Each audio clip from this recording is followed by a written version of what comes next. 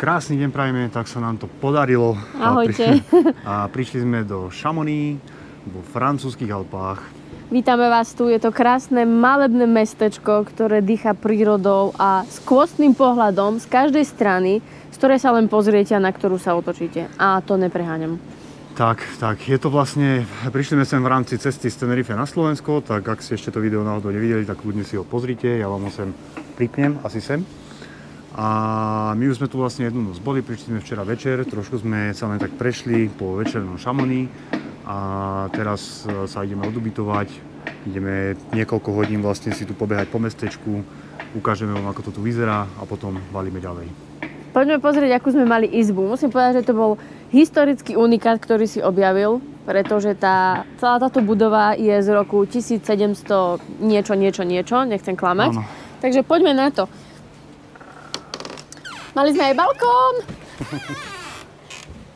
Vítajte v našej historickej izbe, ktorá mala fantastickú posteľ, pretože bola fakt veľká a asi začínam byť uchylačka na veľké postele. Fakt sa mi to veľmi páči. Je taká veľká, že sa mi nezmestí ani do kamery. No, reálne. Má to tu takéto vstávané skrine. Bombastické. Historický nábytok, ktorý originál vrzgá, zadrháva sa tak, ako to má byť. Klasické kľúčky z doby, ja neviem kedy, doby drc. Reálne. Tu máme takúto kúpeľňu. Nadár. Kúpeľňa. A tento fén úplne akože čistý vintage style. Hej. Stále tu kvapka voda. Hej, to celé kvapkalo. Tu je taký malý stolík a tu bola toaleta. Teda stále tam ešte je. Zoberaj kľúčik a ukáž, ako sa odomýka. No odomýka sa, no Poďme prosím, von. pekne. Ja neviem ani, ako sa stade poriadne dá dostať. Ideme von a odomýka sa tak, že sme dostali presné inštrukcie na recepte, že tak, iba trošku otočiť, posunúť a otvoriť. A to je vlastne preto, lebo tu sú nejaké asi pôvodné zámky z toho strašne ďalekého času dozadu.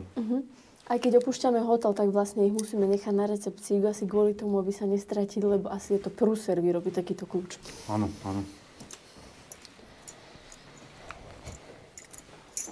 OK, to bola naša izba. Dobre sa tu spalo, bolo to teplo, príjemne, fakt výborne, romanticky. A ideme teda do mesta. Musím odprezentovať toto, ja som z toho úplne nadšená. Aj keď to bol jeden z tých lacnejších hotelov, tak my sme pri vstupe dostali takéto krásne suveníry, pozornosť. Fľaša sklená s takouto papučkou na teplý čaj. Ako je to lacnejší síce hotel, ale kompenzuje to tu rôznymi maličkosťami. Fakt, že je to taký starší štýl.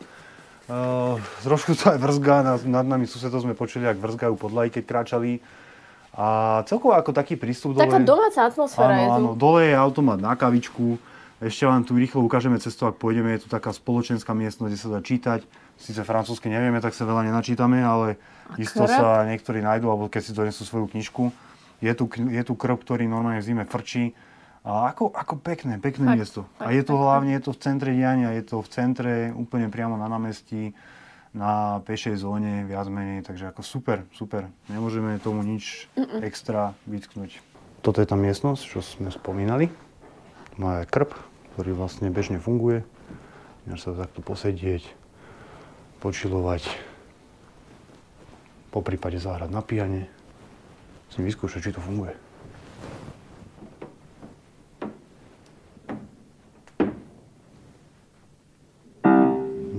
Funguje. Išiel Maciek do Malaciek šošovičku mlácic. Včera, keď sme sem prišli, tak to tu bolo také nádherné, romantické, ešte aj slnko svietilo. A dnes fučí, zamračené, ale pohoda. Taký riadny prechod z Tenerife do tohto tu. Do reality. Do reality. Z rozprávky do reality. Mám tričko, mikinu, bundu a ešte si na dlhú vestu. Ešte dlhú vestu na to? No jasné. Kokos. Nabili Kennyho v Parchati. Povedz ešte niečo. No, neviem, či ten Maciek do tých Malaciek teda došiel, či šiel tú šošovičku môcť. Takto sa testujú mikrofóny.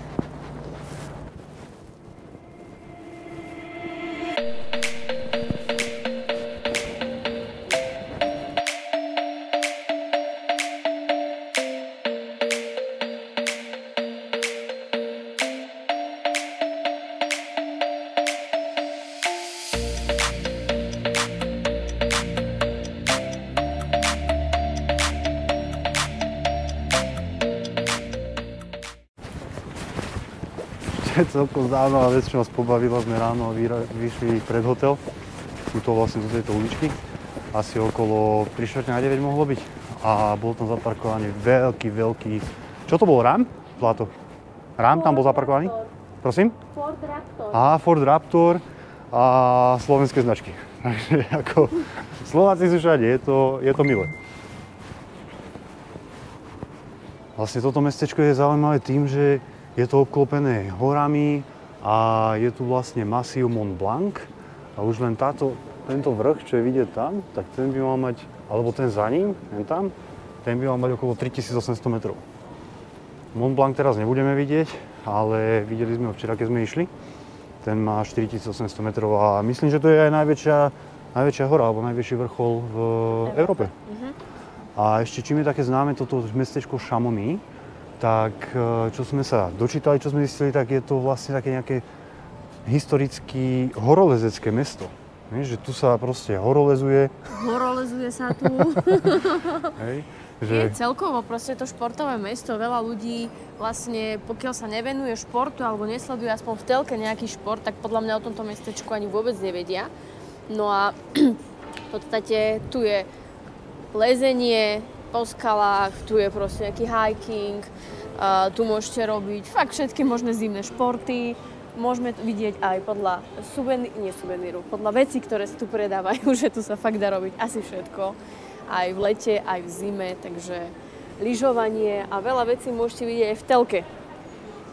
Dokonca aj nejakí Slováci tu pôsobili, nejakí Slováci tu pred pár rokmi podpísali kontrakty pre hokej, na hokej. Žirafa. Pekné auto. Tá žirafa, Lasa. Si myslel, že ma odfotíš pri nej. Dobre, odfotím ťa. Takže toľko k tomu športu, že je to tu hlavne o tom športe a o tých krásach prírody. Tu nachádza aj táto rieka, ktorá by mala byť vlastne voda z ľadovca. A človek, keď sem príde, tak normálne cíti zmenu teploty. Že aké je to fakt studené tu okolo. Taký chlad stane. Áno, taký chlad z toho ide.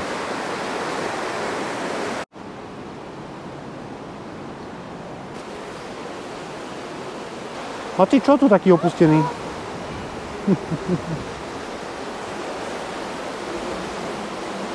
Majú tu strašne veľké slnečníky. Ale neviem, či ich viac používajú na slnko alebo na dažď. Lebo slnka tu asi až tak extrémne veľa není. A kto vie, leto tu môže byť pekné, celkom pekné. No.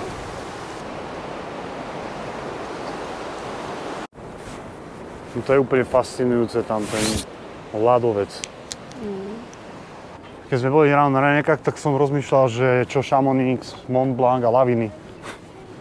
Ako hovorím, pekné mesto všetko, ale väčšina miest má svoje výhody a nevýhody.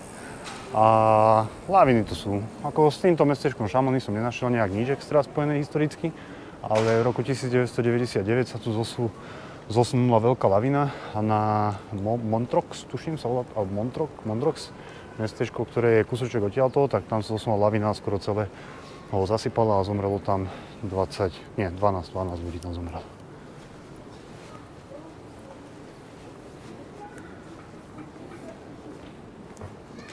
No a možno sa niektorí pýtate, že prečo sme sa ocitli práve v tomto mestečku Chamonix, ako sme to tu našli, alebo prečo práve Chamonix. V podstate je to pretože v minulosti, asi teda 11 rokov dozadu, sa mi podarilo byť v tomto mestečku, stráviť tu pár pekných dní a rozhodla som sa, že toto mesto musí Robert vidieť a podľa mňa aj vy, lebo mnohí ho určite nepoznáte. Takže toto je dôvod, prečo sme práve tu. A zároveň sme tu mali aj po ceste, bolo to odklon, cestou bolo nejakých 40 km, tak hovorím si, že prečo nie. A ja osobne som uchvatený, je to tu nádherné.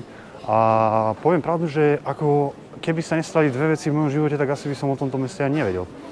Pretože v podstate Katka mi o ňom povedala. No a potom, keďže behávam, tak sledujem také podcasty. A tu, na tomto mieste sa vlastne behávajú dva maratóny a ultramaratóny. Jeden je maratón Mont Blanc a druhý je vlastne UTMB, čo je ultramaratón a je to asi najznámejšia súťaž v Európe. Čiže takto by som sa o tom dozvedel. A inak ľudia, ktorí asi nejak nesledujú šport alebo horolezectvo, lyžovanie, tak ťažko by sa o tom dozvedeli zrejme. Ale podľa mňa to stojí za to. Je to celkom pekné. A sme tu. Suveníry, to musí byť. Majú tu nádherné suveníry, že? Majú tu aj Espaňa, Barcelona. Super. Majú tu aj Chamonix. Pozor. Majú tu aj Londýn. No chápeš? Všetko tu majú. Majú tu USA, Kanadu. Deutschland, Jamajka. Pekné, pekné. Tieto paličky nás zaujali, že? Áno. Dostala som misiu. Zistiť, že koľko to má centimetrov. Tak to zistíme. Neviem, ako to zistíme. Chamonix. Majú tu takéto pekné šálky. Tak, rôzne veci. Všade sú tu športové obchody. Jasné suveníry. Katka už ide vymetať suveníry. Tu vas avec Estelle, maman? Les animaux de montagne, no? Vedeli ste o tom, že vraj vo Francúzsku denne vychádzajú dve nové kuchárske knihy? Toto je drevená pohľadnica, to ti viem povedať. To sú veľmi pekné pohľadnice. Možno v tom spodnom leveli majú zaujímavé tiež. Ty a tvoje hračkárstva, omalovávanky, non-stop, všade, kde prídeme, tak sa pozerajú omalovávanky a tak ďalej. Že? Už asi začneme robiť také niečo, keď niekam pôjdeme, tak zapneme timer na 10 minút a začne sa odpočítavať. A keď si vyprší 10 minút, tak už si nemôžeš pozerať omalovávanky. Počuj, ty nebrbil, radšej im ukáž túto krásnu, čo? To je pekné. Malbu. Ty, úplne brutálna 3D malba.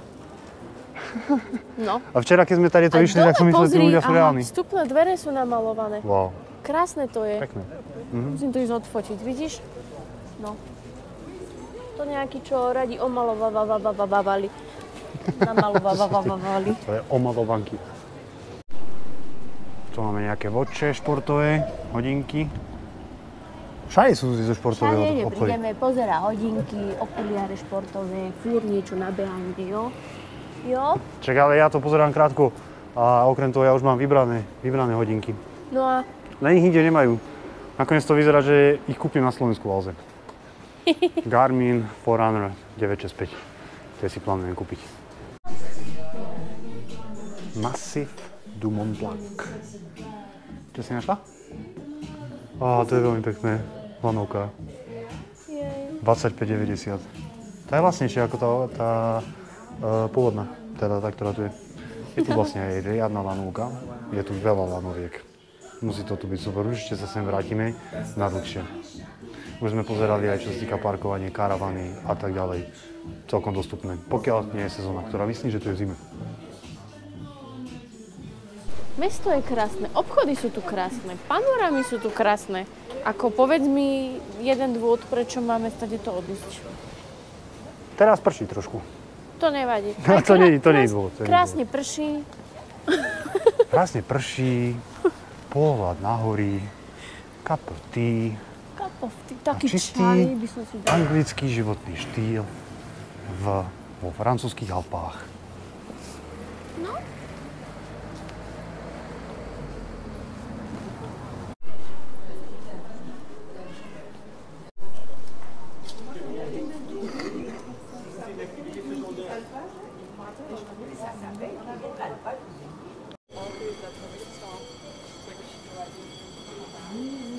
Ani sa mi páčia tieto vlasy.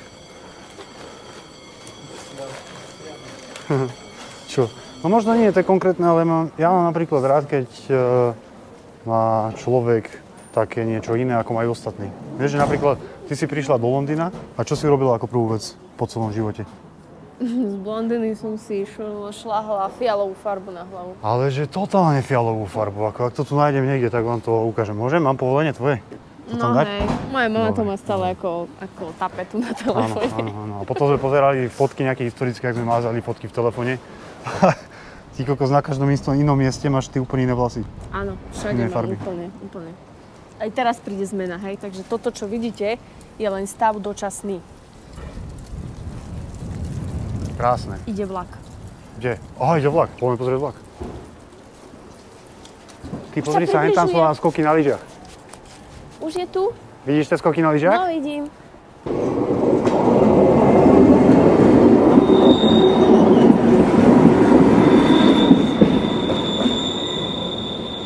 A život pokračuje. OK, tu mám nejaký domček, 5,7 milióna, 4,7, ale to budú asi také drahšie, že? Mne sa páči tento. Tento sa ti páči? Taký na začiatok, super. Aj susedov by sme mali dajakých. Dobre, tak ešte tak 2 milióny odberateľov a možno si taký môžeš kúpiť. Ty, presne ty, nie to tam klikni, prosím ťa, hej. A potom ťa pozvem na víkend do toho domu. Ešte aj to zábranlie v tom istom očiení, ako je tá voda z ľadovca. Chápeš to? To keby nerobím tie omalovávanky, tak si to nevšimnem. Čo si hľadá tých obchodoch? Že tu má každý obchod úplný štýl, proste to nie je nejaká londýnska ošarpaná putika. Proste vidíš, že si vo Francúzsku. Pozri na to, to spieva, tie dekorácie, tie detaily. Všetko dáva zmysel. Ako je to nasetapované a tak, že? Áno, akože kuk. Nemám rada tých frantikov, ale akože v tomto sú podľa mňa tu výborní. Výborní, vedia to. Hej, podľa mňa pár týždňov a mala by si ich rada. Zatiaľ nemáme žiadnu zlú skúsenosť, nič. To je pravda. A to príde časom. To je preto, lebo ja mám rád Peugeot a ona nemá rada Peugeot. Takže Peugeot je čo? Francúzsky, takže proste si urobila hneď názor na celú krajinu kvôli Peugeotu. No, není to len kvôli Peugeotu. Ja za to nemôžem. Ešte tu máme Renault. Hej. No, áno. A podľa mňa sú nejaký uchylný v tomto, pretože čím ďalej sa tie Renaulty faceliftujú a zrenovujú a dávajú proste nové vecičky, tak tým je ten ich znak nápadný väčší a väčší. Takže nerozumiem tomu úplne, že v čom to spočíva. Tak určite, tak určite. Suvenír, tu som si pred 11 rokmi kupovala kľúčenky. Tak sme tu našli na kraji obchodík a tiež tam majú tieto palice, ktoré sme tam pozerali a táto tenšia stála tam 12,90 a tu stojí 20. OK. Máme dnu.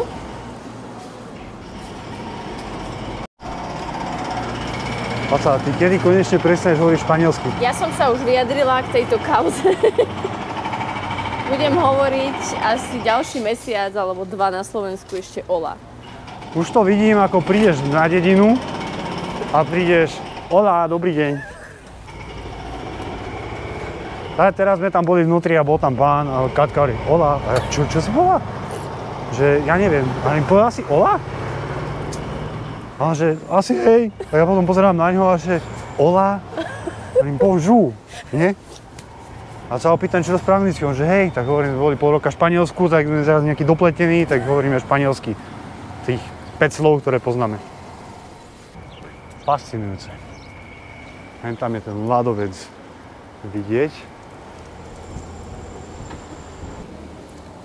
Tu je vstup na jednu lanovku a presne je tam ukázané, že ideme z výšky 1030 metrov do 1342. Do 3842. Do 3842. Ide. Out of order. Teoreticky je zatvorené, pretože ešte málo hodín, koľko hodín? Pol 12. No nejakí ľudia tam stoja, tak možno to otvoria neskôr, alebo čo. Len tam sú ďalšie lanovky. Aha. No sem sa oplatí fakt ísť najdlhšie. Ale je dobré mať aspoň takúto malú ochutnávku. že človek vie proste do čoho ísť a prečo sem ísť. Áno, určite. Čo si našla? Takýto pekný ruksak. Čo mám pozrieť vnútra? Za 5 €.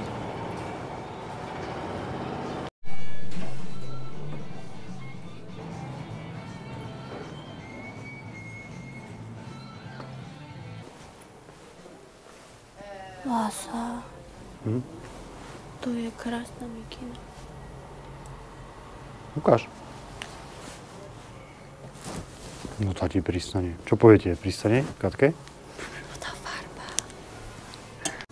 No, to mi vyzerá dobre.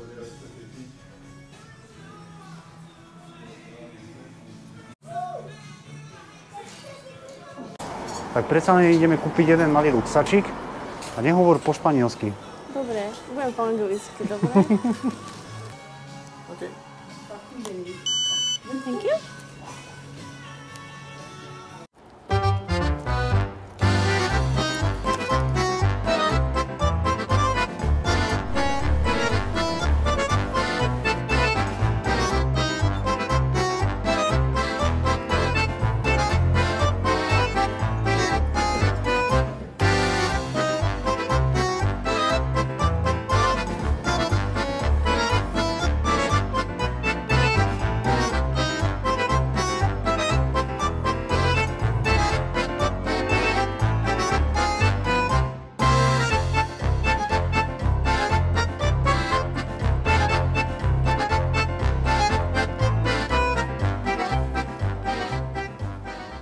Mimochodom, Lasa, čo si mala na raňajky? No však croissant. Dvakrát. Dvakrát? Vieš, tak dobre napodobní tú francúzštinu. No, snažím sa, ale akože neberem si ich na posmech, aby si to nikto nemyslel. Nie. Ja vždy, keď prídem do nejakej krajiny, tak sa snažím vlastne tých ľudí napodobňovať v rámci toho jazyku, prízvuku. A včera som už chytala prízvuk reštike, pamätáš? Veľmi pekná kresba toto. Večer tie balkóny vyzerali, že sú reálne a že iba ľudia sú tam dokreslení. Dokonca aj dnes som si myslel, že sú reálne. Mne to v noci pripadalo, keď sme tadeto kráčali, že sú vonku normálne sochy povykladané. Až potom mi neskôr došlo, že to je namalované.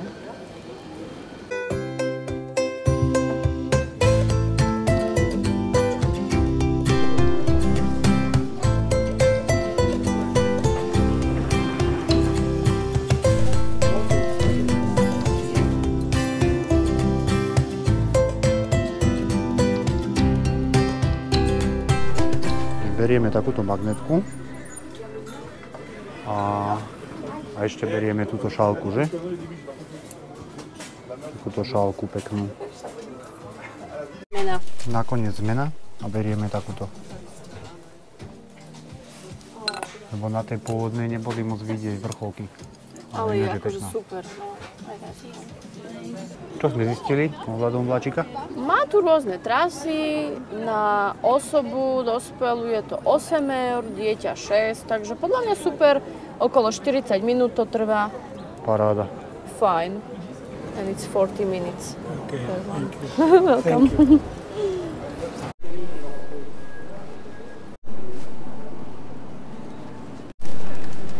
Á, toto je náš hotel.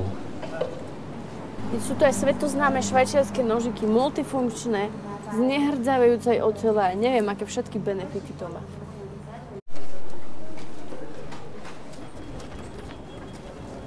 A tu majú aké nože. Kokos. Tento je ako riadny. 111 €.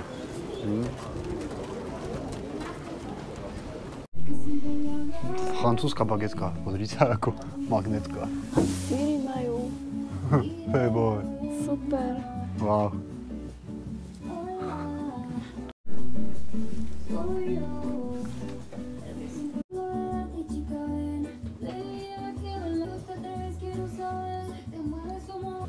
Toto by som chcel vedieť spraviť. Niečo si našla, že? Čo to je? To je Gustav Klimt, taška.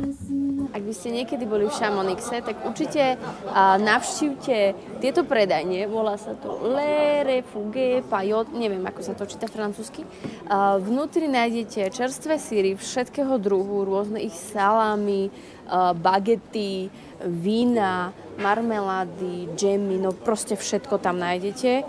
Úplne domáca výroba a je to taký unikát, pretože sem chodia rôzni gurmáni nakupovať.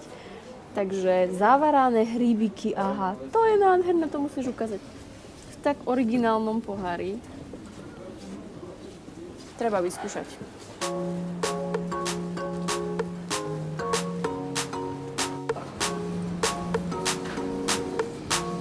Všetko by som zjedla.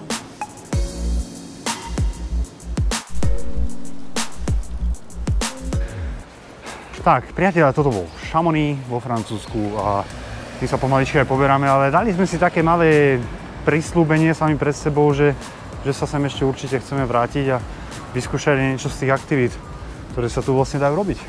Určite aspoň lanovka, tam nemusíte robiť nič, ale som zase zadelila. Optimálne. Áno. Takže, ale chceme sa sem určite vrátiť, je to tu krásne, je to úplný skvost a je tu skvelá atmosféra, odporúčame všetkým. Áno, takže my teraz ideme odtiaľto do Zürichu, tam si ideme dať kafe a odtiaľ ideme ďalej. Takže ideme, to bude všetko na toto video, my vám ďakujeme za sledovanie. Ideme ešte do supermarketu, ideme si dať poslednú kávičku na hotel, vycikať sa a máme pred sebou 3,5 hodiny šoferovania. Tak, majte krásne dni. Čus, čau.